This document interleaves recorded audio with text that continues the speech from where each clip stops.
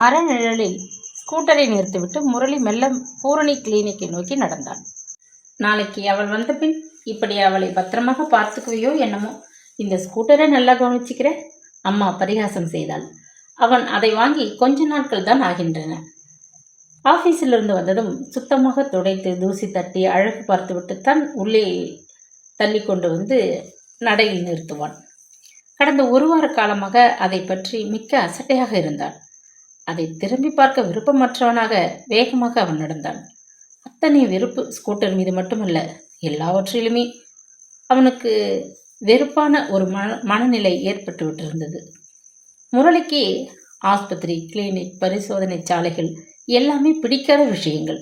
3 வருடங்களுக்கு முன்னர் அவள் சகோதரி தீ விபத்துக்குள்ளாகி ஆஸ்பத்திரியில் உயிருக்கு போராடி கொண்டிருந்த சமயம். அவன் நடந்த நடை, பட்ட வேதனை, 1 மாத காலம் அவள் துடித்து விட்டு முடிவில் மரணம் அடைந்து விட்டதால் ஏற்பட்ட துக்கம், தொடர்ந்து மகள் பிரிவினால் ஏற்பட்ட அதிர்ச்சியில் அவன் தாய் வியாதியுற்று படுத்த படுக்கையானது. அவளையாவது காப்பாற்றுவோம் என்று மீண்டும் ஆஸ்பத்திரியே கதியாக அவன் அலைந்தது. போதும் இந்த பிறவிக்கு என்று வரை அவன் மனம் கசந்து விட்டிருந்தது. எக்காரணம் கொண்டும் இனி கிளினிக் பக்கம் நாடுவதில்லை, பெரிய டாக்டர்களை பார்ப்பதில்லை என்ற அவனது தீர்மானத்தை குலைக்க முன்வந்து விட்டிருந்தான் அவனது நண்பன் டாக்டர் சங்கர். சில தினங்களாக அவனுக்கு லேசாக காய்ச்சல், இருமல், தொடர்ந்து நெஞ்சில் வலி வேறு வந்துவிட்டது. முதல் நாள் இரவு அவன் இருமத் தொடங்கியதும் வாரி சுருட்டி கொண்டு எழுந்து விட்டாள் கனகா. விளக்கை போட்டாள். முரளி, உடம்புக்கு என்ன? இருமலுக்கு ஏதாவது மருந்து சாப்பிடக்கூடாது? தவித்தாள் அவள். மகளை பறி கொடுத்து விட்டோமே, இவனுக்கு ஏதும் வரக்கூடாது என்று அவளது பெற்ற மனம் தவித்தது. ஆஃபீஸில் ஐஸ் வாட்டர் குடித்தேன், தொண்டை கட்டி கொண்டு விட்டது, அவ்வளவுதான். தாயை சமாதானம் செய்தான் முரளி. சில நாட்கள் சென்றன. இருமல் விட்டப்பாடில்லை. நெஞ்சு வலியும் தூக்கத்தை கெடுத்து கொண்டிருந்தது. அன்று மாலை ஆஃபீஸிலிருந்து திரும்பும் பொழுது பீட்டர்ஸ் ரோடு முனையில் ஒரு கட்டடச் சுவரில் தொங்கிய அந்த பலகையை பார்த்தான். டாக்டர் சங்கர் MBBS, அவனுடன் கூட படித்த சங்கரா. சந்தேகத்தை தெரிந்து கொள்ள வண்டியை நிறுத்திவிட்டு உள்ளே சென்றான். சங்கர் PUC வரை ஒன்றாக படித்த நண்பன். இவன் BCom CA என்று பிரிந்து விட்டபோது அவன் வைத்திய கல்லூரிக்குள் புகுந்து விட்டிருந்தான். அன்சாரி பிரதர்ஸில் ஓர் அக்கவுண்டண்டாக இவன் வேலைக்கு அமர்ந்து விட்ட சமயம் சங்கர் MBBS பட்டம் பெற்று தொழிலை துவங்கி விட்டிருந்தான். சிநேகிதனை கண்ட சங்கருக்கு சந்தோஷம் தாங்க முடியவில்லை. ஏண்டா ராஸ்கல், இத்தனை காலம் எங்கடா ஒளிந்து கொண்டிருந்தே? மகிழ்ச்சியுடன் கைகளை பிடித்து கொண்டான். 1 வார காலமாக இருமல், காய்ச்சல், அதனால் என்று முடிக்காமல் சுற்றுமுற்றும் பார்த்தான். அவனை தவிர அங்கு வேறு யாரும் இருக்கவில்லை. 1000 பேரை கொன்றவன் அரை வைத்தியன், இங்கே ஒருத்தரையும் காணமேன்னு யோசிக்கிறியா? போர்டு போட்டு கொஞ்சம் காலம்தான் ஆகிறது. இப்பத்தான் கேஸ்கள் வர ஆரம்பித்திருக்கின்றன. கவலைப்படாதே, நீ ஓசி கேஸ், போய் அந்த பெஞ்சில் படுடா, சிரித்தான் நண்பன். தொடர்ந்து பல நாட்கள் சங்கரிடம் அவன் போய் வந்தான். மாத்திரைகள், ஊசிகள், ஒன்றிற்கும் இருமல் மசியவில்லை. இரவில் தூக்கமே இல்லை. ஆகாரத்தில் நாட்டமில்லை. உடல் எடையும் குறையத் தொடங்கியது. அன்று அவனை மிகவும் சோதித்துவிட்டு சங்கர் கவலையுடன் தாடையை தடவி கொண்டான். முரளி, உன்னை கிளினிக்காய் வைத்துள்ள பரிசோதனைகளுக்கு உள்ளாக்க விரும்பவில்லை. எனக்கு உன்னை பற்றி ஒரு எக்ஸ்பர்ட் ஒப்பீனியன் தேவை. அதனால் உன்னை டாக்டர் ரஜினிகாந்திடம் அனுப்பப் போகிறேன், சரிதானே? உதட்டை கடித்தான். பரிசோதனை பெஞ்சு மீது கிடந்த முரளி திடுக்கிட்டு எழுந்து உட்கார்ந்தான். எனக்கு என்னடா உடம்புக்கு? மறைக்காமல் என்கிட்ட சொல்லிவிடு, பதட்டமாக கேட்டான். எனக்கே நிச்சயமாக புரியாமல் குழப்பமாக இருக்கும்பொழுது என்னத்தை சொல்லுவது? ரஜினிகாந்தை பார்க்கணும்னு அவசியமா? ஏனோ அவன் நெஞ்சு கிளியில் படபடத்தது. அவசியம் அவர் பார்த்து சொல்ல வேண்டும். அவர் பெரிய ஸ்பெஷலிஸ்டா. வற்புறுத்தி பூரணி கிளினிக்கு அவனை நெட்டி தள்ளி விட்டிருந்தான் சங்கர்.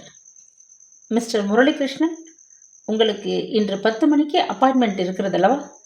பெரிய நோட்டு புத்தகத்தின் ஏடுகளை புரட்டிய அந்த ரிசப்ஷனிஸ்ட் அவனை பார்த்து புன்முருள் அளித்தாள்.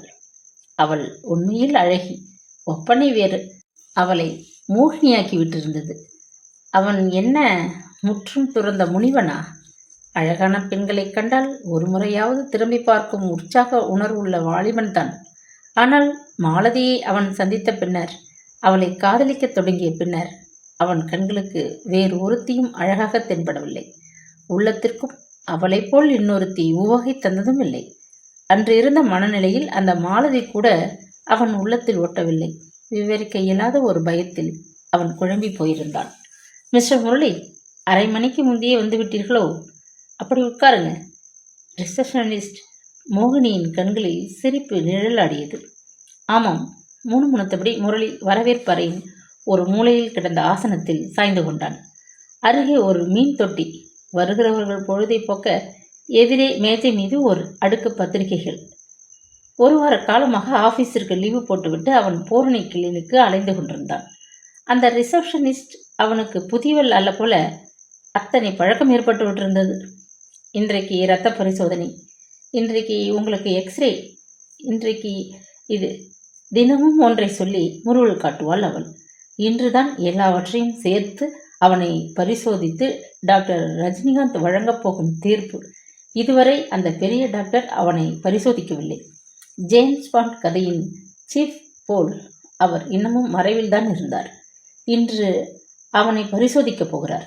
குற்றவாளி கூண்டிலில் நிறுத்தப்பட்டிருக்கும் கைதி தீர்ப்பளிக்கப் போகும் நீதிபதியின் முகத்தை பார்க்கையில் ஏற்படும் கலவரம், பயங்கரம், திகில், அந்த தவிப்பில் முரளி கலங்கி போய் உட்கார்ந்திருந்தான். இந்த ஸ்பெஷலிஸ்ட் ஃபீஸ் உட்பட பில் எங்கே கொண்டு போய் விடப் போகிறதோ என்ற கவலை வேறு.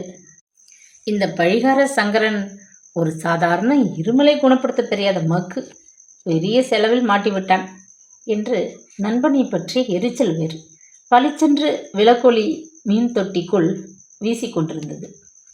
பிராணவாயு ரப்பர் குழாய் மூலம் குமிழியிட்டது. அடியில் மணல், அதன் மேல் பல கிளிஞ்சல்கள், பிளாஸ்டிக் செடி வகைகள். கடலுக்குள் வசிப்பதாக எண்ணி பாவம் அந்த மீன்கள் ஏமாந்து தொட்டிக்குள் வளைய வந்து கொண்டிருந்தன. யார் சொன்னது? தொட்டியில் அலைகின்ற மீன்களையே வெகு நேரம் உற்று பார்த்து கொண்டிருந்தால் மனதிற்கு அமைதி ஏற்படும். ஒரு விதமான டிரான்ஸ்குலைசர் ஞாபகத்திற்கு வந்தது. திரும்ப மீன் தொட்டியை பார்த்தான். பொய், சுத்த பொய். தனக்குள் முணுமுணுத்தபடி மறுபக்கம் திரும்பினான். அப்பொழுதுதான் அவன் அந்த பெண்ணை பார்த்தான். எதிரே அருகில் அவள் உட்கார்ந்திருந்தாள். வயது 18 இருக்கலாம். பச்சை வண்ண சேலை தலைப்பால் தன்னை நன்றாக மூடிக்கொண்டிருந்தாள்.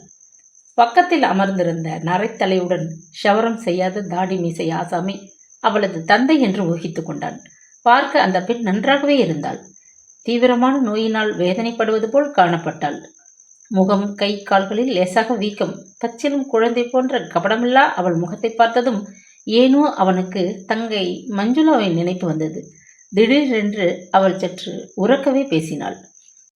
6 மாசம்தான் தாங்கும் சொல்லிவிட்டாரே டாக்டர். அப்பா, மறுபடியும் எதற்கு இங்கே அழைச்சிட்டு வந்தீங்க? கடிந்து கொண்ட அவள் குரலில் துக்கம் இழையோடியது. இன்னும் ஏதாவது செஞ்சா ஒரு சமயம் நன்மை ஏற்படாதாங்கிற ஆதங்கம்தான் அம்மா. தந்தையின் குரல் துன்பத்திலே உடைந்தது. இனிமேல ஒன்றும் செய்ய முடியாது, எனக்கே அது தெரியும். ஆனால் எனக்கு பயமில்லை. மிச்சம் இருக்கிற நாட்களை நல்லபடியாக கழிக்கணும்னு தான் ஆசைப்படுறேன். இத்தனை நாள் வீட்டில் இருந்தாலாவது அம்மாவை அபிராமி அந்தாதி படிக்க சொல்லி கேட்டுக்கொண்டிருப்பேன். அவள் பெருமூச்செறிந்தாள். தந்தை கண்களை மேல் துண்டால் துடைத்து கொண்டார். இன்னும் 6 மாதத்தில் இந்த பெண் இறந்து விடுவாளாமே. அப்படி என்ன வியாதி? திகைப்புடன் முரளி ஆராய முற்பட்டான். மிஸ்டர் முரளிகிருஷ்ணன், தூக்கி வாரி போட்டது அவனுக்கு.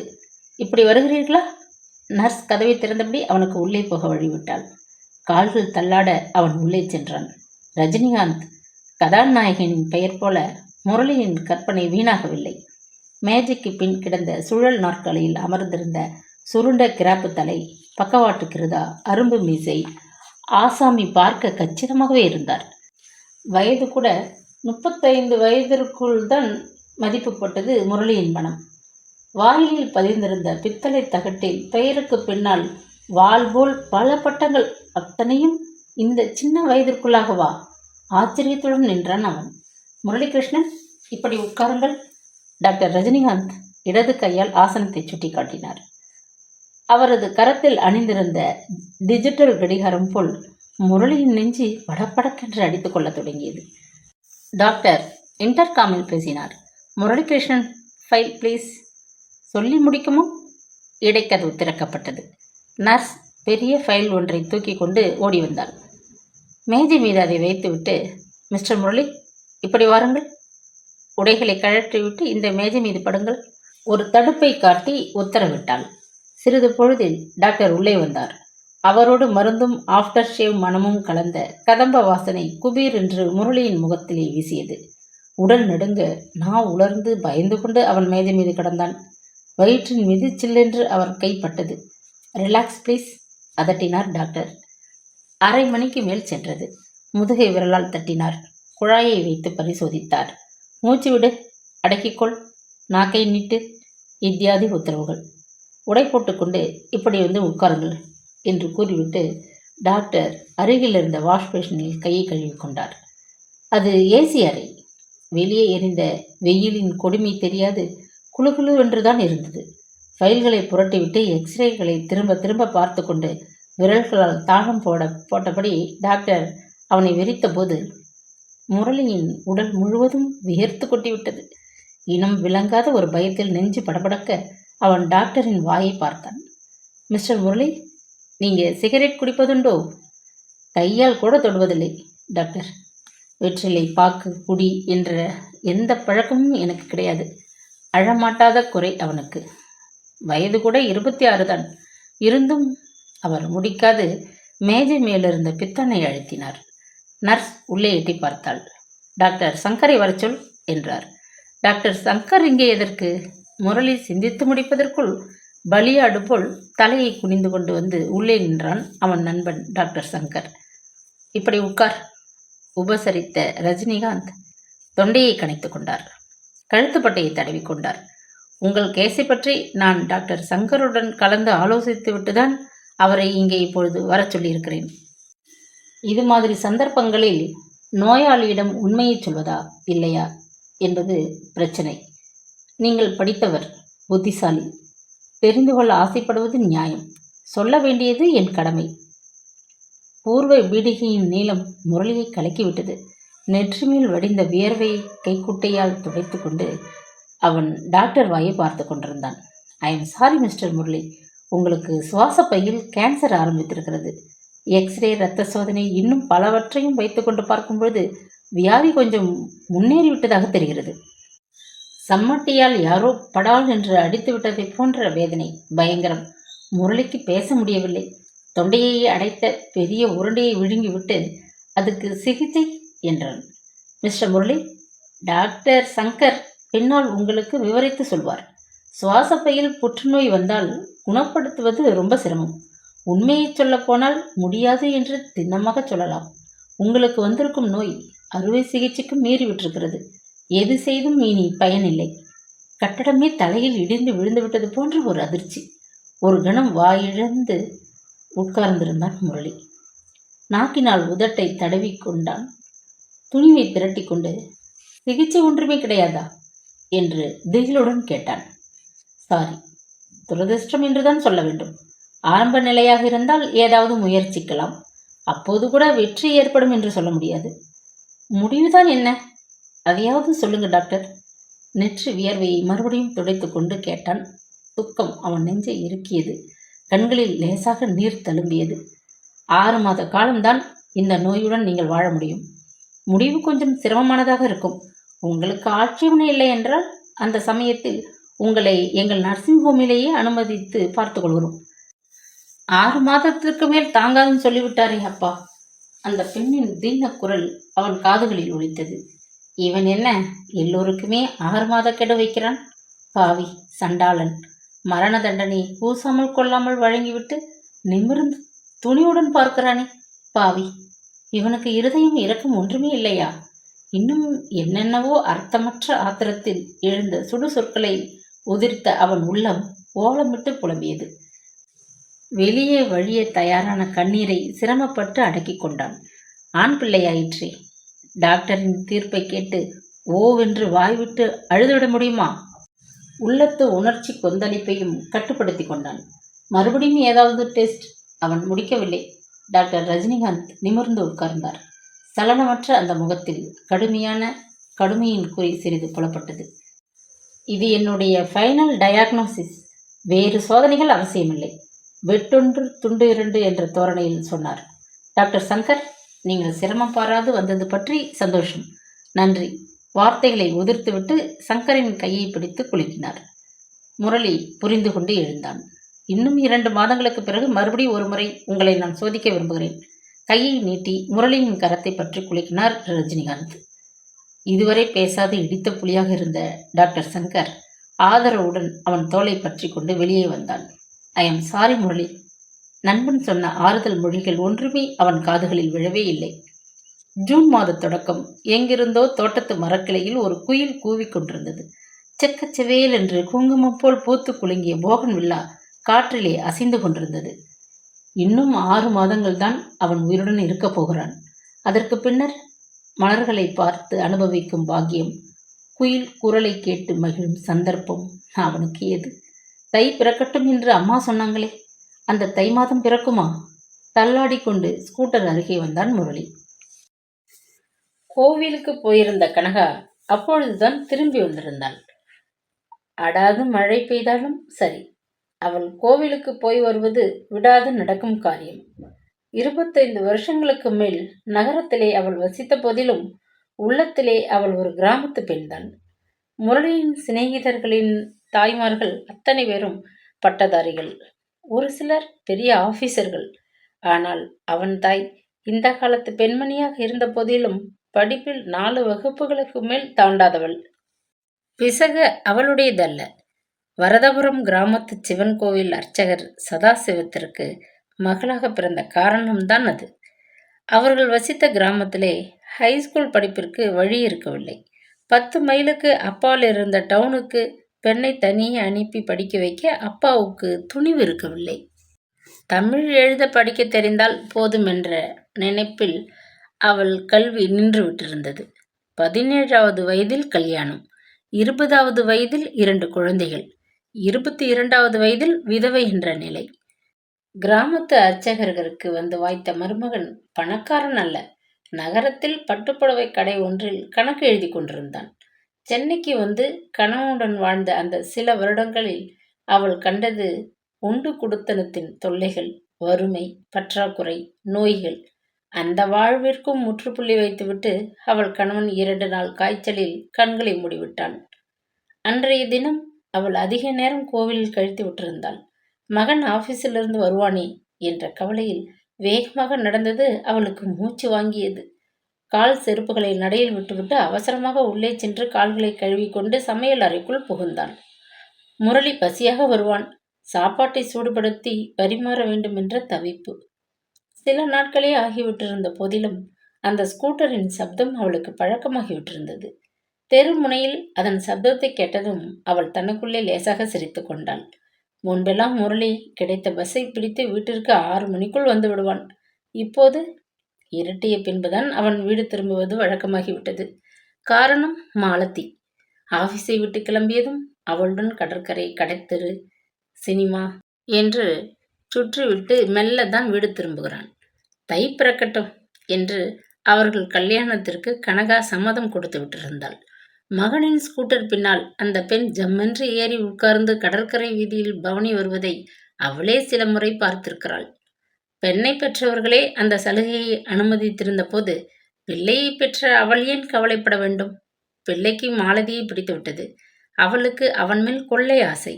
ஜாதி சமய பிரிவினை சிக்கல் ஏதும் இல்லாத காதல்.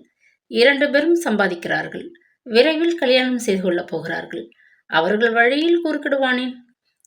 முதலாக முரளி மாலதியை பற்றி மெல்ல பேச்செடுத்த போதே அவள் சட்டென்று புரிந்து கொண்டு விட்டாள். ஒரு நாள் அவளை நேரையே வீட்டுக்கு அழைத்து கொண்டு வந்து விட்டான். இவள்தான் அம்மா மாலதி. நான் சொன்னேனே அந்த பெண். வெட்கத்துடன் பேச முடியாமல் தயங்கினான். கல்யாணமாகாத பெண் தனியாக வாலிபனுடன் புறப்பட்டு வந்திருக்கிறாளே, என்ன துணிச்சல் என்று ஒரு கணம் கனகம் அசந்து போய் நின்றாள். காலம் மாறிவிட்டது. நீ என்ன 10ஆம் பசலியாக இன்னமும் இருந்து கொண்டிருக்கிறாய்? உள்மனம் அவளை சாடியது. பொத்துக்கொண்டு புறப்பட்ட சிரிப்பை புடவை தலைப்பால் மூடிக்கொண்டாள். வாம்மா, உட்கார் என்று வாய் நிறைய உபசரித்தாள். மாலதி பார்க்க அழகாகவே தான் இருந்தாள். லேசான சதைப்பிடிப்பு, முரளிக்கேற்ற உயரம், குழைந்து கொஞ்சி பேசும் சுபாவம். வரப்போகும் மருமகளை பார்த்த முதல் நாளே கனகத்திற்கு பிடித்து விட்டது. மாலதியும் கெட்டிக்காரிதான் மாமி மாமி என்று உறவு கொண்டாடி கொண்டு விரைவில் அவளை ஈர்த்து கொண்டு விட்டாள். அம்மாவுக்கு கொண்டு போய் கொடுங்கள் என்று அடிக்கடி முரளியிடம் பழங்கள், பிஸ்கட்டுகள், ஹார்லிக்ஸ் என்று மாற்றி மாற்றி எதையாவது வாங்கி அனுப்பி கொண்டே இருப்பாள். உள்ளே நுழையும் முன் முரளி குரல் கொடுத்து கொண்டுதான் வருவான். அம்மா, உங்கள் மருமகள் உங்களுக்கு இன்னைக்கு அன்னாச்சி பழம் வாங்கி அனுப்பியிருக்கிறாள். பரிசு பொருட்களுடன் பரிகாசமாக பேசிக்கொண்டு வரும் மகன் சில நாட்களாக மிகவும் மாறிவிட்டிருந்தான். அதை அவள் புரிந்து கொண்ட போதிலும் வெளியே காட்டிக்கொள்ளவில்லை. சின்ன சிறுசுகள் அர்த்தமற்று பேசி சண்டை போட்டு கொண்டு விட்டார்களோ என்னவோ. அந்த பெண் மாலதியை கூட இந்த பக்கம் காணவில்லையே. உள்ளூர கவலை அவளுக்கு. நடையிலே ஸ்கூட்டரை வந்து நிறுத்திவிட்டு குளியல் அறைக்குள் சென்றான் முரளி. முகத்தை கழுவி துடைத்து கொண்டு முன்னறைக்கு அவன் வருவதற்குள் கனகம் சூடான காஃபியுடன் காத்திருந்தாள். கோவில் பிரசாதம். இன்னைக்கு அம்பாளுக்கு விசேஷ அலங்காரம் பண்ணியிருந்தா. பார்க்க கண்கொள்ளா காட்சியாக இருந்தது. பிரசாதத்தை முதலில் எடுத்துக்கோ, தட்டை நீட்டினாள் தாயார். திடீரென்று முரளிக்கு ஒரு ஆவேசம். அவனுக்கு நினைவு தெரிந்த நாளிலிருந்து அம்மா கோவிலே கதியென்று அதில் குடிகொண்டிருக்கும் தெய்வத்தை நம்பி வாழ்கிறாள். ஒரு பாவமும் அறியாத அந்த ஏழை தாயின் வாழ்விலே தொடர்ந்து மண்ணை அள்ளி போட போகிறது அந்த தெய்வம். இன்னும் 6 மாதத்தில் அவனையும் பறித்து கொண்டு விட போகிறது. ஆத்திரத்தை, துக்கத்தை, அந்த பயங்கர ஏமாற்றத்தை அவனால் அடக்கிக் கொள்ள முடியவில்லை. எல்லாவற்றின் மீதும் ஏற்பட்டிருந்த வெறுப்பு தெய்வ சிந்தனை மீதும் அவனுக்கு ஏற்பட்டு விட்டிருந்தது. வருஷ கணக்கில் கோவிலுக்கு நடையாக நடந்தீங்களே, அந்த அம்பாள் உங்களுக்கு என்ன வாரி கொடுத்து விட்டாள்? தாங்குனா சினத்துடன் சேரினான். எங்கிருந்தோ தீப்பந்து ஒன்று பாய்ந்து விழுந்து சுட்டுவிட்ட பிரமை கனகாவுக்கு. சட்டென்று அவளால் பேச முடியவில்லை. 1 வாரமாக அவளும் கவனித்து கொண்டுதான் இருந்தாள். முரளியின் போக்கே மிகவும் மாறிவிட்டிருந்தது. செருப்பு சத்தத்திலிருந்து மகனது மனநிலையை எடை போட்டு வரும் சாமர்த்தியமுடைய பெற்றவளாயிற்று அவள். என்னவோ நடந்துவிட்டிருக்கிறது. இந்த பிள்ளை இப்படி எரிந்து விழமாட்டானே. கலங்கினாள். கற்பகம்பிகை தாயி, எனக்கு இருப்பதெல்லாம் இவன் ஒருத்தன்தான். இவன் அன்புதான் என் சொத்து, என் சுகம். அதுக்கு பங்கம் வராப்புல என்னை சோதித்து விடாதடி அம்மா தாயி. வினாடியில் பலவும் எண்ணி பிரார்த்தித்து குமைந்தது அவள் உள்ளம். துக்கம் நெஞ்சை அடைத்தது. முரளி, ஆபீஸ்ல உனக்கு அதிகம் வேலையோ? பார்க்கறதுக்கு எப்படியோ இருக்க. கண்ணா பின்னான்னு பேசாதே. தெய்வ அனுகிரகத்தால தான் நீ இத்தனை பெரிய பரீட்சையெல்லாம் பாஸ் பண்ணின. கை நிறைய சம்பாதிக்கிற, வயிறு நிறைய சாப்பிடுகிறோம். நமக்கு இந்த பட்டணத்துல அவளை தவிர யாருடா துணை? வார்த்தைகள் தடுமாறின. முரளி மௌனமாக தலையை குனிந்து கொண்டு நாற்காலியில் உட்கார்ந்து கொண்டான். காப்பியை அவள் மேஜை மீது வைத்தாள். டம்ளரை எடுத்து ஒரு வாய் பருகிவிட்டு வெறுப்புடன் அப்பால் நகர்த்தினான் அவன். கசக்கிறதா? சர்க்கரை போதவில்லையா? தாய் ஆதங்கத்துடன் கேட்டாள். காப்பி கசக்கலை. என் வாழ்க்கையே கசந்து விட்டது. வருங்காலத்தை பற்றி இனிப்பாக என்ன எனக்கு இனி என்ன இருக்கிறது? கத்தி அழ வேண்டும் போல் அவன் மனம் குமுறுகிறது. கனகா வாழ்க்கையில் வறுமையையும் துன்பத்தையும் தான் இதுவரை கண்டிருந்தாள். சிஏ பாஸ் செய்து விட்டான் மகன். பெரிய ஆபீஸில் வேலைக்கு அமர்ந்து சம்பாதிக்க தொடங்கி விட்டான் என்ற ஆனந்தம்தான் சமீப காலத்தில் அவன் முகத்தில் லேசானதொரு தெளிவை உண்டாக்கி விட்டிருந்தது. அந்த கொஞ்சம் மகிழ்ச்சியையும் அவன் மண்ணாக்க வேண்டுமா? ஆபீஸில் டிஃபன் சாப்பிட்டு விட்டேன், பசி இல்லை. எழுந்திருந்தான். அவனுக்கு பொய் பேசவே பிடிக்காது. அதுவும் அவனையே நம்பி வாழும் அந்த ஏழை தாயை ஏமாற்றி பொய் சொல்ல அவன் விரும்பியதே இல்லை. இதுவரை தாய்க்கும் மகனுக்கும் இடையே எந்த ரகசியமும் இருந்ததில்லை. நினைவு தெரிந்த நாள் வரை அவனுக்கு அவளைத்தான் தெரியும். அவள்தான் அப்பா, அவள்தான் அம்மா. கணவனை இழந்ததும் அவள் வறுமையில் மிகவும் துன்பப்பட்டாள். எப்படியாவது குழந்தைகளை காப்பாற்றி முன்னுக்கு கொண்டு வந்து விட வேண்டும் என்று வைராக்கியம். காலையில் 2 வீடுகள், மாலையில் 2 வீடுகள் என்ற கணக்கில் நாளைக்கு 4 பெரிய மனிதர்கள் வீட்டில் சமையல்காரியாக உழைத்தாள். அந்த ஊதியத்திலேதான் அவர்களை வளர்த்து ஆளாக்கினாள். குழந்தைகளுக்கு சாப்பாடு, அவர்களுக்கு துணி, படிக்க புத்தகம் என்று தன் தேவைகளை மறந்து அவர்களுக்காகவே அவள் நெருப்படியில் நாள் முழுவதும் வெந்தாள். தாய் தங்களுக்காக படும் கஷ்டத்தை பிள்ளைகள் உணராமல் இருக்கவில்லை. தங்கை மஞ்சுளா அப்பொழுது SSLC வகுப்பில் படித்துக் கொண்டிருந்தாள். அவன் பிகாம் இறுதி தேர்வுக்கு படித்துக் கொண்டிருந்தான். சமைக்க போன இடத்தில் குடத்தை போட்டுக்கொண்டு கீழே வழுக்கி விழுந்து விட்டாள் கனகம். இடுப்பிலும் கால்களிலும் நல்ல அடி. நல்ல வேளை, எலும்பு நொறுங்கவில்லை. ரிக்ஷாவிலிருந்து நொண்டிக் கொண்டு இறங்கிய தாயைக் கண்டு மகனும் மகளும் பயந்து விட்டனர். இரவு முழுவதும் வேதனையுடன் அரற்றி கொண்டிருந்தாள் கனகம். வீங்கி போன கண்களுக்கு வெந்நீர் ஒத்தடம் போட்டு தாயை சமாதானப்படுத்தி தூங்க செய்தாள் மகள். பின்னர் பரீட்சைக்கு படித்துக் கொண்டிருந்த அண்ணன் அருகே வந்து உட்கார்ந்து கொண்டாள். எத்தனை நாள் இப்படி அம்மா நமக்காக உழைப்பாங்க? என் மனசு கஷ்டப்படுகிறதண்ணா என்று மஞ்சுளா கண் கலங்கினாள். எனக்கு மட்டும் சகிக்கிறதா? படிப்பு முடியட்டும்னு பல்ல கடிச்சு கொண்டிருக்கிறேன். சிஏ பண்ணணும்னு ஆசைப்படுறீங்க. அதனால் அதுவரை நான் ஏதாவது ஒரு வேலையை தேடிக்கொண்டு வீட்டிற்கு உதவியாக ஏன் இருக்கக்கூடாதுன்னு யோசிக்கிறேன். நல்ல யோசனை. தூண் போல நான் ஒருத்தன் உங்கள் நடுவில் நிற்கையிலே உன்னை வேலைக்கு அனுப்பிவிட்டு நான் வேடிக்கை பார்த்து கொண்டிருப்பேனா? அம்மா தான் அதுக்கு ஒத்துக்குவாங்களா? நானும் வேலை செய்தால் கொஞ்சம் உதவியாக இருக்குமே. உங்க ஒருத்தருக்கு மட்டும் ஏன் குடும்ப பாரம் முழுவதும்? படிப்பின் உதவி இல்லாமல் வெறும் உடல் உழைப்பால் அம்மா நம்ம 2 பேரின் பாரத்தை சுமக்கலையா? அப்படி இருக்கும்போது படிப்பு உதவியோட உங்களை காப்பாற்றுவது எனக்கு சிரமமாகவா இருக்கும்? வேண்டாம் மஞ்சுளா. நான் வேலைக்கு போவது உங்களுக்கு பிடிக்காதா அண்ணா? அது இல்லை. உன்னை காலாகாலத்தில் நல்ல இடத்துல பிடித்து கொடுத்து விட அம்மா ஆசைப்படுகிறாங்க. அதை நிறைவேற்றி வைப்பது என் பொறுப்பு. அண்ணனுக்கு தங்கை மீது அபார பிரியம். தங்கைக்கு அண்ணன் மேல் உயிர். கனகாவுக்கு இருவரும் 2 கண்கள். பாசமுள்ள குழந்தைகளின் முன் பணம் காசு எம்மாத்திரம்? தன் குழந்தைகளை பற்றி அவள் மிகவும் பெருமையாகத்தான் எண்ணிக்கொண்டிருந்தாள். அந்த எண்ணத்தின் மீதுதான் எத்தனை பெரிய இடி! பிகாம் முடித்ததும் சிஏ பயிற்சிக்காக அவன் அன்சாரி அண்ட் சன்ஸ் கம்பெனியில் சேர்ந்தான். அப்போது சம்பளம் ஒன்றும் அதிகமில்லை. பட்டம் பெற்று பெரிய வேலையில் அவன் அமரும் வரை தாயார் காத்திருக்க விரும்பவில்லை. அரும்பாடுபட்டு அதுவரை அவள் சேமித்து வைத்திருந்ததை கொண்டு அந்த வருஷமே தன் மகளுக்கு மனம் முடித்து விட்டாள். மஞ்சுளாவின் கணவன் பேப்பர் கம்பெனி ஒன்றில் குமாஸ்தாவாக இருந்தான். வருவாய் அதிகமில்லை. பெற்றோர்கள் கல்யாணமாகாத சகோதரி ஒருத்தி. கணவன் மனைவி என்ற சிறிய குடும்பம்தான். இருப்பதை கொண்டு தன் மகள் சிக்கனமாக வாழ முடியும் என்றுதான் கனகா கணக்கு போட்டிருந்தாள். கல்யாணத்தின் போது 15 பவுன் எடைக்கு தங்க நகை போடுவதாக ஒப்புக்கொண்டு விட்டிருந்தாள். 5 பவுன் எடை அதில் துண்டு விழுந்து விட்டது. மணமான சில மாதங்களுக்கு பிறகு ஒரு தினம் பெட்டியை கையில் தூக்கி கொண்டு பிறந்த வீட்டிற்கு திரும்பி விட்டாள். அந்த 5 பவுன் எடைக்கு நகை கொண்டு வராமல் பிறந்த வீட்டிலிருந்து அவள் திரும்பக்கூடாது என்று மாமியாரின் உத்தரவு. கனகாவுக்கு அவமானம் தாங்க முடியவில்லை. கேவலம் ஒரு நகைக்காக அவள் பெண்ணை அவள் புககத்தார்கள் வாழாது வைத்து விட்டார்கள். புழுங்கினாள் தாயார். அண்ணனுக்கு ரத்தம் கொதித்தது. தாயின் பேச்சை கேட்டுக்கொண்டு கட்டின பெண்டாட்டியை வீட்டை விட்டு அனுப்பி இருக்கும் அவன் ஒரு மனிதனா? முதுகெலும்பில்லாத கோழை. அவனை நேரில் சந்தித்து கிழித்து போட்டுவிட்டு வருகிறேன் என்று ஆத்திரத்துடன் குதித்தான். அண்ணா, ஒரு 5 பவுனுக்காக என் வாழ்க்கையை நாசம் பண்ணிவிடாதீங்க. அங்கே போய் கத்தாதீங்க. அப்புறம் அங்கே நான் போக முடியாது. தங்கை கதறிக்கொண்டு அண்ணன் கால்களை பிடித்து கொண்டு விட்டாள். மகளும் கூட. தாயும் விம்மி அழத் தொடங்கிவிட்டாள். தங்கையை தூக்கி நிறுத்தி கண்ணீரை துடைத்து சமாதானம் செய்தான். தாயின் கண்ணீர் அவன் நெஞ்சை சுட்டது. என் தலையை அடகு வச்சாவது மஞ்சுளாவை வாழ வைக்கிறேன். என்னம்மா, நீங்க கூட இப்படி மனசு தளரலாமா? நான் ஒருத்தன் இருக்கும்போது உங்களுக்கு ஏன் வீண் கவலை? தேற்றினான் வெகுவாக. அந்த வாக்கையும் காப்பாற்றி விட்டான். அவன் வேலை செய்த கம்பெனியின் முதலாளி மிகவும் நல்லவர். கஷ்டத்தை எடுத்து சொன்னபோது கடன் கொடுத்து உதவினார். நகையுடன் சகோதரியை அவன் உடனே புககத்திற்கு அனுப்பி வைத்தான்.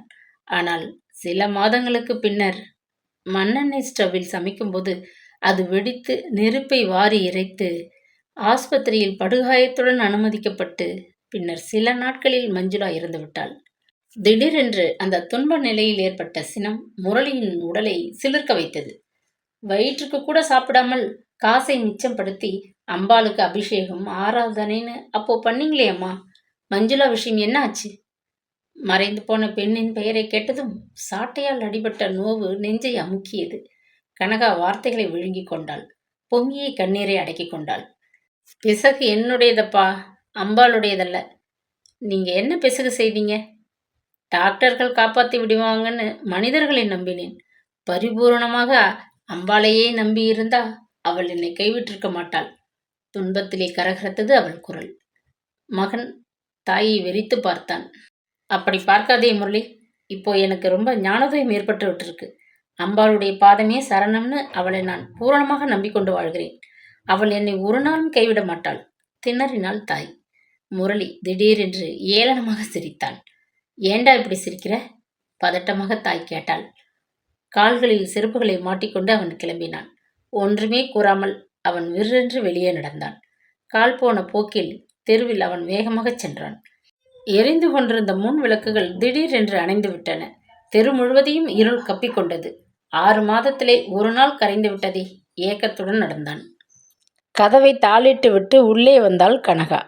ஒன்றுமே சொல்லாமல் முரளி வெளியே சென்றது இதுதான் முதல் தடவை. மூளைக்கடை வரை போய் வருகிறேன். 10 நிமிடத்தில் திரும்பி விடுவேன். கவலைப்படாதீங்க.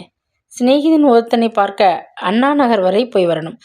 போக வர பஸ்ஸிற்கே 2 மணியாகிவிடும். எனக்காக காத்திருக்க வேண்டாம். நீங்க சாப்பிட்டு விடுங்க. இப்படி எச்சரித்து விட்டுத்தான் அவன் வெளியே செல்வது வழக்கம். அத்தனை கருத்துள்ள பிள்ளைக்கு இப்போது என்ன வந்துவிட்டது?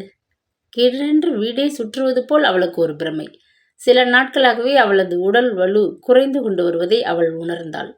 அதை பற்றி அன்று தன் சிநேகிதி அகிலாம்பாளிடம் கூட பேசிக் கொண்டிருந்தாள். இருவரும் கோவில் வெளிப்பிரகாரத்தில் ஒரு இடத்தில் உட்கார்ந்திருந்தனர். காற்று குளுமையாக வீசிக்கொண்டிருந்தது.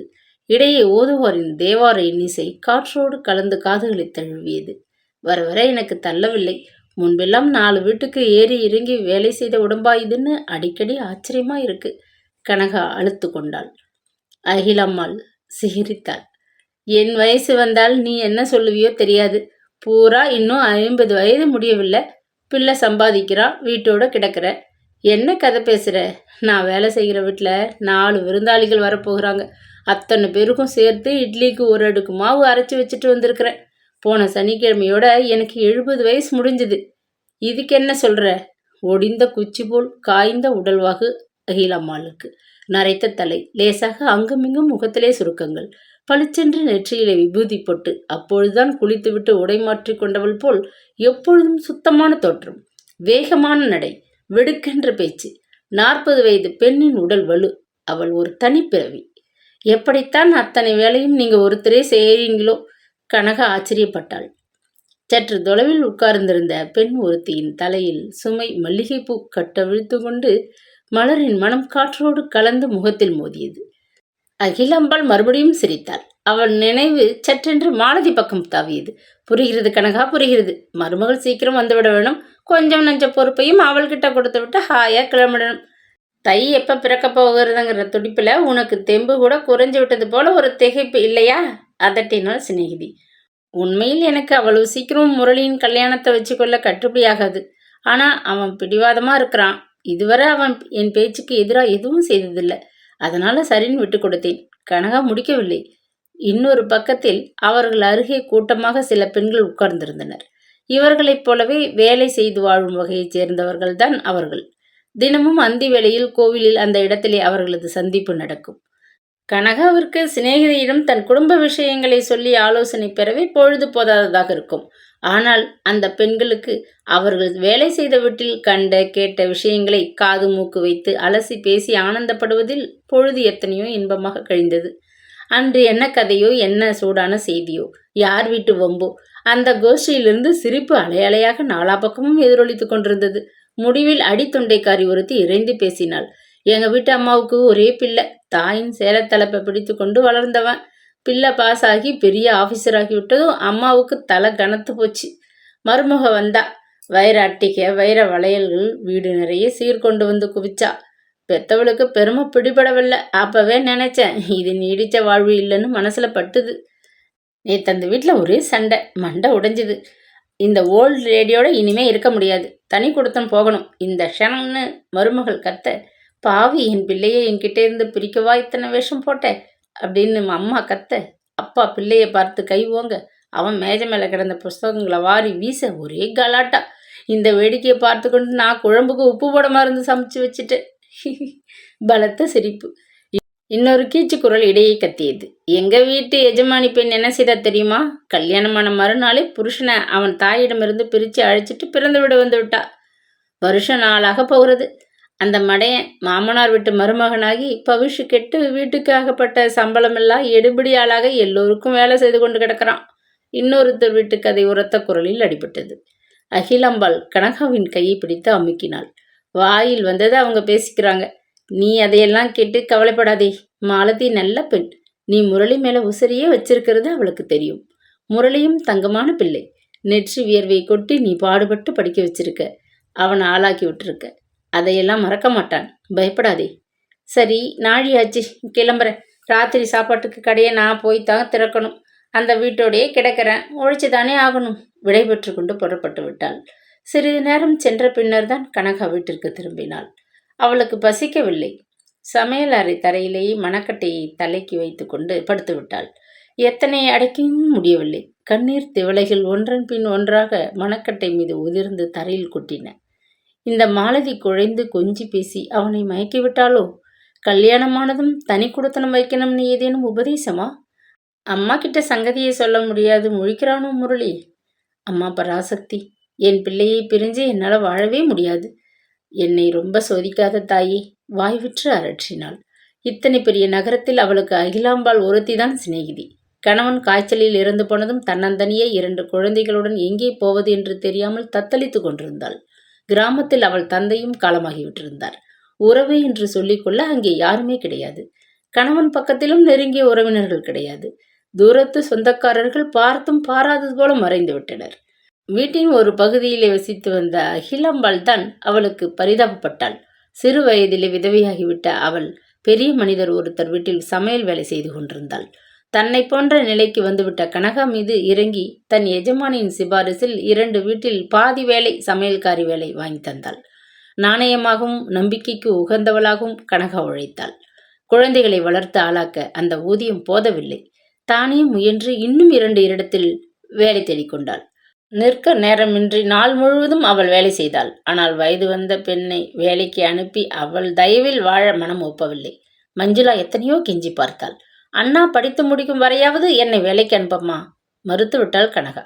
மகளுக்கு கல்யாணம் நிச்சயித்தாள். அதற்குள் என்னத்திற்கு கல்யாணம்? உன் பிள்ளை தலையெடுக்கட்டும். நிதானமாக நல்ல இடமாக பார்த்து சிறப்பாக செய்து கொடுக்கலாம். அகிலாம்பாள் கூட தடுத்து பார்த்தாள். அவள் கேட்கவில்லை. வயது வந்த பெண்ணை வீட்டில் வைத்துவிட்டு வெளியே நான் வேலைக்கு கிளம்ப திகிலாக இருக்கு. ஒருத்தன் கையில் பிடித்து கொடுத்து விட்டால் என் பொறுப்பு குறைந்து விடுமே. குறைந்ததா? பதிலுக்கு மீளா துன்பம்தான் சுமையாக வந்து சேர்ந்தது. மகளின் நினைவு கண்களில் சூடான நீரை பெருகவிட்டது. கடைசியாக மகள் தன்னிடம் சொன்னவை நினைவில் எழவே அவள் விசித்து அழுதாள். தீப்புண் காயத்துடன் ஆபத்தான நிலையில் அவள் ஆஸ்பத்திரியில் கிடந்தாள். நோவு தெரியாதற்கு மருந்து கொடுக்கப்பட்டிருந்தது. அப்படியும் லேசாக முனகிக் கொண்டிருந்த மஞ்சுளா கண்களை திறந்து மிரள விழித்தாள். என்னம்மா, ரொம்ப வலிக்கிறதா? பதறினாள் தாய். லேசான ஒரு புன்னகை மஞ்சுளாவின் முகத்தில் ஒளிவிட்டது. அண்ணாவுக்கு ஒரு சமயம் சாதாரண இடத்திலிருந்து பெண் கிடைச்சிட்டால் நகை சீர் இதெல்லாம் கேட்டு நாம் தொந்தரவு செய்யக்கூடாதம்மா. பெண்ணை பெற்றவர்களை பிழிஞ்செடுத்தா ரொம்ப பாவம் அம்மா. திடீரென்று கனகாவிற்கு ஒரு சந்தேகம். சொல்லு மஞ்சுளா, என்கிட்ட மறைக்காதே. பெத்தவ கேட்கிறேன். உண்மை என்ன? ஸ்டவ் வெடித்தா உனக்கும் காயம் ஏற்பட்டது? அவளால் அதற்கு மேல் பேச முடியவில்லை. துக்கம் தொண்டையை அடைக்க உடல் நடுங்க நெஞ்சி பதற ஆவேசம் பிடித்தவளாக நின்றாள். மஞ்சுளா தாயை வெறித்து பார்த்தாள். கண்களை மூடிக்கொண்டாள். பிறகு திறக்கவே இல்லை. எத்தனையோ இரவுகள் உறக்கமில்லாது படுக்கையில் புரண்டபோது அந்த கேள்வி கனகாவை துளைத்து கொண்டுதான் இருந்தது. புக்ககத்து இம்சை பொறுக்க முடியாமல் இந்த பெண் தானே விபத்தை உண்டாக்கி கொண்டாளா? நினைத்து பார்க்க முடியாத பயங்கரம். அந்த வேதனையை யாரிடமும் சொல்ல முடியாமல் அவள் 3 ஆண்டுகளாக மருகி கொண்டிருந்தாள். நினைவு சுற்றி வட்டமிட்டு முடிவில் மாலதி மீது வந்து நிலைத்தது. சில தினங்களுக்கு முன் ஒரு நாள் சாயந்தரம் அவள் களைப்புடன் முன்னறையில் மின் விசிறி அடியில் படுத்து கிடந்தாள். இப்படி கதவு திறந்து போட்டுக்கொண்டு தூங்குகிறீர்களே? உள்ளே வந்து நின்ற மாலதி உரிமையுடன் கடிந்து கொண்டாள். தூங்கல, சும்மாதான் படுத்திருக்கிறேன். எழுந்து உட்கார்ந்த கனகா அவளை ஏற இறங்க பார்த்தாள். வெள்ளிக்கிழமை ஸ்நானம் செய்த கூந்தலை தளர பின்னிவிட்டு கொண்டிருந்தாள் மாலதி. தலையில் கட்டு கனகாம்பரம், இடையில் அதே நிறத்தில் வாயில் சேலை, நெற்றியில் குங்கும பொட்டு, கழுத்திலே மெல்லிய ஒரு சங்கிலி. ஆனாலும் பெண் பார்க்க பளிச்சென்று அழகாகவே இருந்தாள். உட்காருமா, பெருமையில் பூரித்தபடி உபசரித்தாள் கனகா. ஆமாம், இன்னைக்கு ஆஃபீஸ், உங்களிடம் சில விஷயங்களை பேசணும்னா லீவு போட்டிருக்கிறேன். சுவாதீனமாக அருகில் வந்து தரையில் உட்கார்ந்து கொண்டாள். சாப்பிடுகிறாயா? இப்பத்தான் நாங்கள் எல்லோரும் சாப்பிட்டோம். அம்மா உங்களிடம் பேசிவிட்டு வர சொன்னாங்க. தரையில் கோலம் போட்டாள் மாலதி. சொல்லு, கேட்கிறேன். என் அக்காவுக்கு கல்யாணமாகி 2 மாதமாகிறது. அதனால் ஏற்பட்ட கடனை அடைக்க பாடுபட்டு கொண்டிருக்கிறோம். அதுக்குள்ள தை மாசத்துல என் கல்யாணம்னா அப்பாவுக்கு ரொம்ப சிரமமாகிவிடும். தள்ளி வைக்க முடியாதான்னு கேட்க சொன்னாங்க. கனகா மெல்ல தனக்குள் சிரித்து கொண்டாள். அவள் நாளில் இப்படி மாமியாரிடம் அவள் பேசியிருக்க முடியுமா? நானா அவசரப்பட்டேன். நீங்க 2 பேரும் தான் இந்த முடிவுக்கு வந்தீங்க. நான் இல்லம்மா, உங்கள் பிள்ளைதான். வெட்கத்துடன் மாலதி குனிந்து கொண்டாள். இன்னும் 6 மாசம் இருக்கே, அதுக்குள்ள உங்கள் கடன் அடைஞ்சிடாதா? தடபுடலாக கல்யாணம் பண்ணணும்னு சொல்லல. என் பிள்ளைக்கும் வீண் செலவு பிடிக்காது. ஒரு கோவிலில் வச்சு எளிமையாய் செஞ்சு கொடுத்தாலும் போதும். நகை சீர் இதெல்லாம் வேற இருக்கே. நீ போட்டு கொண்டிருக்கிற நகை போதும். ஏன் வீண் கவலைப்படுகிற? கழுத்தில் இருக்கிறது தான் தங்கம், கைகளில் கவரிங் வளையல்கள். மாலதி தலை நிமிராமல் பேசினாள். இதோ பார் மாலதி, கட்டின புடவையோடு நீ எங்க வீட்டுக்கு வந்தாலும் ஆட்சேபனை இல்லை. உன்னை எங்களுக்கு பிடிச்சிருக்கு. எங்களுக்கு வேண்டியது நீ. நீ கொண்டு வரப்போகிற பணம், காசு, சீர், நகை இதெல்லாம் முக்கியமல்ல. கனகா அடித்து பேசினாள். இன்னொரு விஷயம் அம்மா, கல்யாணமானதும் கொஞ்சம் காலம் என் அண்ணாவுக்கு வேலை கிடைக்கிற வரை என் சம்பளத்தில் 1/3 பாகம் எங்க அப்பாவுக்கு கொடுத்து உதவ வேண்டியிருக்கும். அதுக்கு உங்க உத்தரவு? நிமிர்ந்து பார்க்க அவளுக்கு அச்சமாக இருந்தது. முரளி என்ன சொன்னான்? உங்களுக்கு சம்மதம்னா அவருக்கும் சம்மதம் என்றார். தாராளமாக உதவி செய். நான் கஷ்டத்தில் அடிபட்டவ. பிரதியாரின் சிரமங்களை புரிஞ்சுக்க முடியும். உணர்ச்சி வசப்பட்டு போனாள் மாலதி. அம்மா, நான் ரொம்ப கொடுத்து வச்சவள். பெற்ற தாய்க்கு மேல பரிவு காட்டுறீங்க. நெருங்கி வந்து கழுத்தை கட்டி கொண்டு விட்டாள். சீ, அசடு, என்னத்துக்கு அழற? கண்களை துடைச்சிக்கோ. நான் காஃபி போட போகிறேன், நீயும் சாப்பிடு. அன்புடன் அவள் தலையை வருடினாள் கனகா. நீங்க உட்காருங்க, நான் கவனிச்சுக்கிறேன். அதை வெடுக்கென்று மாலதி சமையல் அறைக்குள் புகுந்தாள். இந்தாங்க சூடான காஃபி. உபசரித்த வண்ணம் அருகில் டம்ளரை கொண்டு வந்து வைத்தாள். கொஞ்சம் நேரமாக கனகாவுக்கு தலைவலி இப்போது அதிகமாகி விட்டிருந்தது. அந்த அலமாரியில் தலைவலி மாத்திரை வச்சிருக்கிறேன், அதை எடு, உத்தரவிட்டாள். தலைவலியோடவா படுத்திருந்தீங்க? இதை முதல்லையே சொல்லியிருக்கப்படாதா? நான் வந்து உங்களை உபத்திரவப்படுத்தி விட்டேன். தன்னையே கடிந்து கொண்டு மாத்திரைகளை எடுத்து வந்து சாப்பிட செய்தாள். வெகு நேரம் அருகிலேயே உட்கார்ந்திருந்தாள். இப்போ எப்படி இருக்குமா? அமிர்தாஞ்சனம் தடவட்டமா? பல தடவை பரிந்து விசாரித்தாள். அவள் விடைபெற்று கொண்டு போன போது கனகாவின் தலைவலி மாயமாக மறைந்து விட்டிருந்தது. முரளிக்கேற்ற பெண். பணம் காசு முக்கியமல்ல, குணம்தான் ரொம்ப முக்கியம். மனதிலே நிம்மதி ஏற்பட்டது. இன்று அதெல்லாம் ஞாபகத்திற்கு வந்தது. எழுந்து உட்கார்ந்தாள். ஆமாம், அந்த பெண் மாலதி அன்று காட்டிய பரிவு, பேச்சு எல்லாம் வேஷமா? இரவு மணி 10. வெளியே கால் செருப்பு சத்தம். கதவை தட்டு முன்பே எழுந்து சென்று திறந்தாள். உள்ளே வந்த முரளி தாயின் முகத்தை பார்த்தான். அழுது சிவந்து வீங்கியிருந்த கண்களைக் கண்டு திகைப்படைந்து போனான். உடம்புக்கு என்னம்மா? பதட்டமாக விசாரித்தான். மனசுதான் நன்றாக இல்லை. மஞ்சுளா நினைப்பு வந்தது. மேலே பேசாமல் சமையல் அறைக்குள் சென்று விட்டாள். இலையில் பரிமாறிய உணவை முரளி வேகமாக சாப்பிட்டான். உனக்கென்ன உடம்புக்கு? முகம் ஒரு மாதிரியா இருக்க? தாயார் வினவினாள். தூக்கி வாரி போட்டது அவனுக்கு. ஆபீஸ் தொல்லைகள் அதிக வேலை, அவ்வளவுதானே? தாய் மகனை பார்த்தாள். அவன் பொய் சொல்கிறான். விஷயம் வேறு என்னவோ. பெற்றவளின் உள்மனம் உறுத்தியது. லிங்கிச்செட்டி தெருவுக்குள்ளே ஒரு திருப்பம். அங்கே வலப்புறமாக ஓடிய ஒரு சந்து. அதற்குள் தான் Boopathi and sons shipping clearing ஏஜென்டின் ஆபீஸ் இருந்தது. இருளடைந்த சந்தையும் துருப்பிடித்து தொங்கிய பலகையும் கண்டு குறைத்து மதிப்பிட்டு விட முடியாது. கிரீச்சிட்ட மாடி மரப்பலகை படிகளில் ஏறி அழுக்கேறிய மின்விசிறிகளின் அடியில் கிடக்கும் நாற்காலியில் வந்து உட்கார்ந்தால்தான் பூபதி அண்ட் சன்ஸுக்கு எத்தனை வியாபாரம் என்று புரியும். மாலதி அங்கேதான் வேலை பார்த்து கொண்டிருந்தாள். அவள் படித்த படிப்பிற்கும் அவளுக்கு கிடைத்த வேலைக்கும் சம்மதமே இல்லை. பிஎஸ்சிக்கு பிறகு அவள் டிஎம்டிக்கு படிக்க ஆசைப்பட்டாள். பின்னால் பார்த்து கொள்ளலாம் என்று அவள் அப்பா சொல்லிவிட்டார். பூபதி அவருக்கு நெடுநாளைய நண்பன். கெஞ்சி கூத்தாடி தன் மகளுக்கு அந்த ஆபீஸில் ஒரு கிளார்க் வேலை வாங்கி கொடுத்து விட்டார். மாதம் 300 ரூபாய் சம்பளம். அந்த பணம் அவர்கள் குடும்பத்திற்கு அது சமயம் மிகவும் தேவையானதாக இருந்தது. பூபதியும் கொடுத்த சம்பளத்திற்கு தக்கபடி நிற்க நேரமின்றி வேலையை கழற்றி கொண்டிருந்தார். 2 ஆண்டுகளுக்கு முன்னர் ஒரு நாள் காலை முரளி முதலாக அவளை அந்த ஆபீஸில் தான் சந்தித்தான். கையில் கொண்டு வந்த பிரிஃப்கேஸை மேஜை மீது வைத்துவிட்டு சுற்றும் முற்றும் பார்த்து கொண்டு நின்றான். சாயம் உதிர்ந்து உள்ளிருந்த சிமெண்ட் பூச்சி இழித்த சுவர்கள், ஹைதர் காலத்து மேஜை நாற்காலிகள், உழைத்து ஓய்ந்து விட்டோம், ஓய்வு தேவை என்று ஓலமிட்ட சில பழைய டைப்ரைட்டர்கள், பால் பேரிங் தேய்ந்து விரிசல் சப்தத்துடன் நகர்ந்து கொண்டிருந்த மின் விசிறிகள். பக்கத்து அறைக்குள்ளே மேஜைக்கு பின்னால் நோட்டு புத்தகம் ஒன்றில் தலையை விட்டு கொண்டிருந்தான் ஒரு வாலிபன். அவன் முரளியின் பக்கம் திரும்பவே இல்லை. காலை நீட்டிக்கொண்டு சுவர் மீது சாய்ந்து உட்கார்ந்திருந்த அரை நீஜார் காக்கி சட்டை ஆபீஸ் பையனுக்கு அகோர பசி. சற்று முன் ஹோட்டலிலிருந்து அவன் வாங்கி வந்திருந்த இட்லி பொட்டலத்தை அவிழ்த்து அவசரமாக பிட்டு விழுங்கி கொண்டிருந்தான். அவனும் வந்தவனை கவனிக்கவே இல்லை. இது ஒரு ஆபீஸா? திகைத்த முரளியின் பார்வை எதிர்ப்புற சுவரில் தொங்கிய பெரிய அளவு கஜலட்சுமி படத்திலே லயித்தது. படத்தைச் சுற்றி அழகானதொரு மல்லிகை மாலை கொஞ்சம் தள்ளி சுவரில் அடித்திருந்த ஆணியின் இடுக்கில் புகைந்து கொண்டிருந்தது. ஒரே ஒரு ஊதுவத்தி, அதன் மனம் லேசாக இங்கும் அங்கும் பரவி கொண்டிருந்தது. அது நெற்றியில் செய்த பூமாலை. பூக்கடை அருகில்தான் இருக்கிறோம். ஆனால் நிஜ மல்லிகை மாலை வாங்கி வர முடியாத அளவு இங்கே எல்லோருக்கும் பிஸி. திடுக்கிட்டு திரும்பினான். ஊதா வண்ண வாயில் சேலை கஞ்சியில் தோய்த்து இஸ்திரியான மொடமொடப்பு புஷ்ஷென்று அவள் உடல் மீது படர்ந்து கிடந்தது. கட்டு காகிதத்தை நெஞ்சோடு அணைத்தபடி அவள் ஹாலுக்குள் வந்து நின்றாள். எங்கேயோ பார்த்த முகம் போல் ஒரு நினைவு, விளக்கமில்லாத ஒரு இன்பத் திகைப்பு. ஏற இறங்க பார்த்து கொண்டு வியப்புடன் நின்றான். பையா, நீ உள்ளே போய் சாப்பிடு, இது ஆபீஸ், அதட்டிய குரலில் ராணியின் கம்பீரம். காகித கட்டுக்களை பிடித்திருந்த அந்த பிஞ்சு விரல்களின் அழகை குடித்து கொண்டு மெய்மறந்து நின்ற முரளி விழித்து கொண்டான்.